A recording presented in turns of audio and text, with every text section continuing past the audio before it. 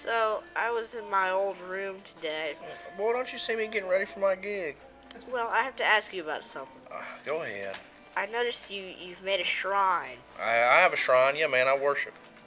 Um, it's the three greatest people in the world according to you. It's the three greatest men who ever lived, is what the shrine Right, is. right. So, why don't you tell our viewers who they are? Well, it's simple, man. First, you got Elvis Presley, because he's the king of rock and roll. Then you got Evel Knievel, because he's the king of stunts. And third, you got Crash Hamilton, because he's the king of rock and roll stunts. Well, I also noticed an honorary mention. I'm not sure what to think about that. Well, I think that clearly, other than the three greatest men who've ever lived, there are some men who have affected history in a positive way, and those people also need to be recognized, so I have an honorary mention section to my shrine. Alright, well, why don't you tell the viewers that too?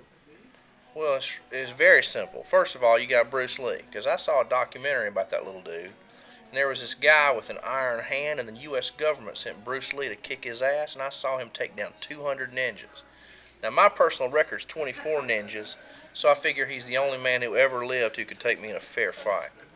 So, documentary. I'm not sure what to think about that Well, either. luckily, when the U.S. government sends a special agent to kill 200 ninjas, they send a camera crew.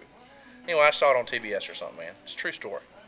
Right. Why don't you tell us who the other two are? Well, Crash Hamilton's the number two honorary mention in the greatest men who ever lived who aren't the three greatest men who ever lived, because besides all the great rock and roll stuntman I do, I'm pretty good at other stuff, too. Right. And the third. Well, the third's Truett Cathy, man. He invented the Chick-fil-A sandwich, because it turns out them two pickles are truly crucial. That one might actually be pretty sound logic.